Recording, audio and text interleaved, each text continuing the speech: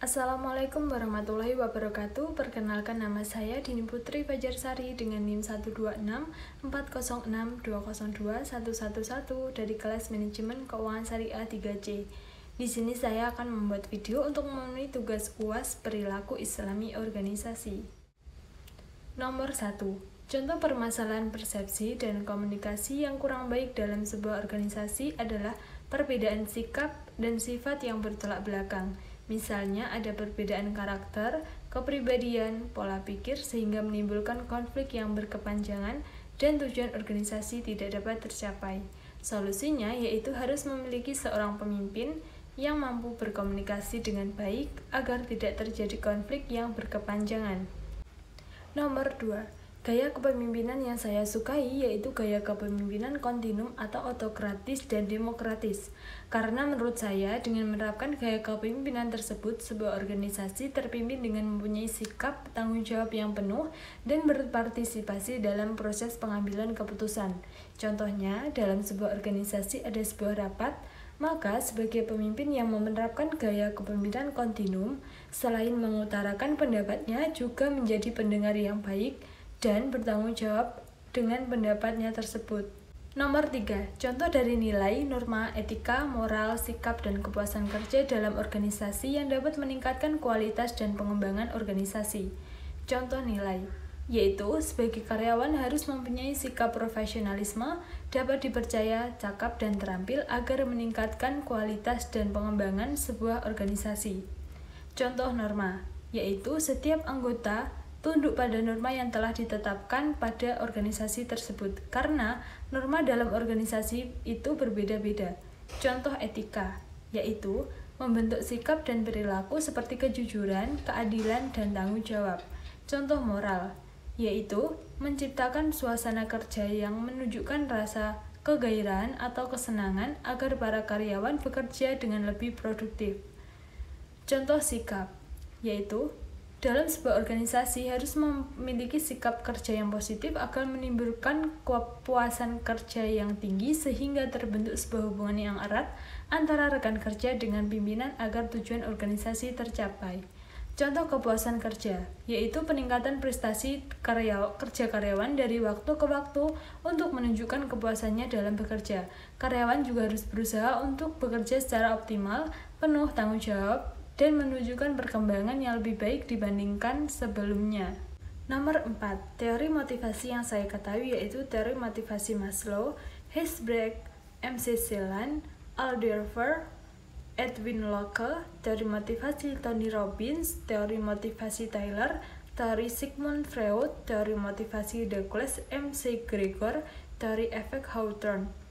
Menurut saya, dari beberapa teori motivasi yang saya ketahui, teori motivasi M.C. Celan merupakan teori yang tepat, karena teori ini digunakan untuk seseorang yang mencapai sebuah pencapaian atau achievement, koneksi, affiliation, dan kekuasaan atau power. Dengan adanya teori motivasi ini, seseorang yang memiliki motivasi dari pencapaian akan menyukai sebuah tantangan dan penyelesaian masalah yang sangat kuat agar mampu menyelesaikan masalah-masalah yang dihadapinya. Teori motivasi ini juga dapat membangun sebuah tim yang lebih efektif dan lebih produktif. Nomor 5. Contoh problem yang signifikan dalam motivasi beserta solusinya adalah teori motivasi yang mempengaruhi dengan kinerja. Misalnya, apabila ada karyawan dengan kebutuhan berprestasi tinggi, lebih tertarik pada perusahaan yang mempunyai lingkungan di mana pembayaran diberikan berdasarkan kinerja. Pada akhirnya, pimpinan harus menciptakan tugas atau tujuan menantang karena kebutuhan akan prestasi berhubungan secara positif dengan komitmen pada tujuan yang pada gilirannya mempengaruhi kinerja. Nomor 6. Meskipun emosi adalah sesuatu yang sangat bersifat personal, namun masih banyak yang salah mengartikan atau memahami konsep emosi. Emosi adalah sesuatu yang tidak rasional dan tidak dapat dikendalikan. Pengalaman emosional seseorang biasanya merupakan hasil dari interpretasi subjektif terhadap suatu peristiwa yang terjadi saat itu. Intensitas emosi yang dirasakan terhadap suatu objek bergantung pada penilaian kita sendiri, dan emosi merupakan suatu bentuk penilaian kita sendiri. Ketika kita menilai objek tersebut terlalu tinggi, maka semakin dalam pula perasaan kita. Sementara rasa sakit emosional yang kita rasakan biasanya bersumber dari pemikiran irasional. Jadi, semuanya kembali ke pemikiran kita masing-masing. Dan hal ini membuat kita mengatasi emosi kita sendiri dengan cara yang salah. Nomor 7. Konflik kerja dapat timbul dari diri sendiri maupun lingkungan tempat kerja. Dari diri sendiri, misalnya adanya ketidaksesuaian harapan personal dengan tujuan organisasi, kompensasi yang tak sesuai harapan. Sedangkan dari lingkungan kerja, misalnya adanya persaingan di antara teman kerja, tidak dapat memenuhi target yang sudah ditentukan oleh perusahaan atau organisasi. Secara garis besar, konflik kerja yang terjadi terbagi atas dua jenis, yaitu substantif konflik dan emosional konflik. Akibat dari konflik kerja bisa positif maupun negatif. Ada beberapa cara mengatasi konflik kerja, yaitu dengan cara berbicara dengan baik kepada lawan bicara, kemudian bersikap tenang dan menghargai pendapat orang lain. Nomor 8. Contoh negosiasi distributif dan negosiasi interaktif. Negosiasi distributif contohnya yaitu tawar-menawar, harga di pasar terbuka, dan harga mobil atau rumah. Contoh negosiasi integratif yaitu negosiasi antara perusahaan dengan supplier. Perusahaan menginginkan harga termurah, namun di sisi lain supplier menginginkan harga setinggi-tingginya. Nomor 9. Level budaya organisasi yang diungkapkan oleh Schein yaitu yang pertama, artefak merupakan lambang-lambang dan berbagai benda yang ada dalam organisasi seperti logo, slogan, warna, dan bahasa. Contoh dari artefak adalah pakaian yang digunakan anggota organisasi dalam sebuah perusahaan dapat menunjukkan bagaimana budaya perusahaan tersebut. Yang kedua yaitu nilai. Contoh nilai yaitu nilai pada tingkat kesadaran yang mencerminkan pendapat bersama para anggota tentang bagaimana hal-hal seharusnya terjadi.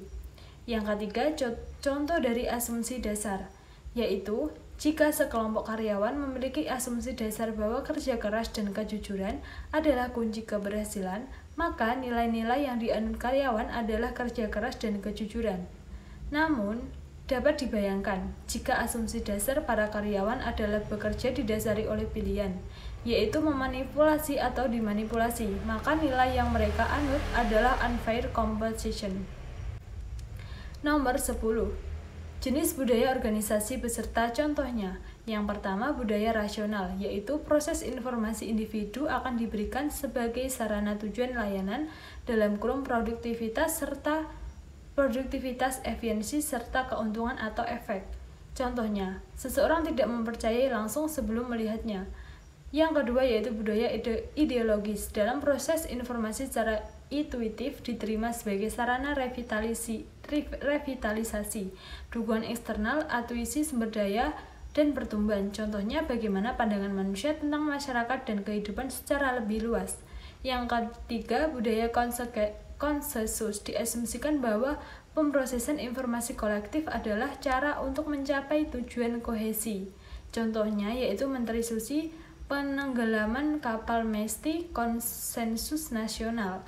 Yang keempat, budaya hierarkis. Dalam pengolahan informasi formal, diasumsikan bahwa dianjurkan untuk tujuan yang berkelanjutan, stabil, terkendali, dan terkoordinasi. Contohnya yaitu berorientasi pada pemenuhan kepuasan diri dan mengutamakan kepuasan para pegawainya.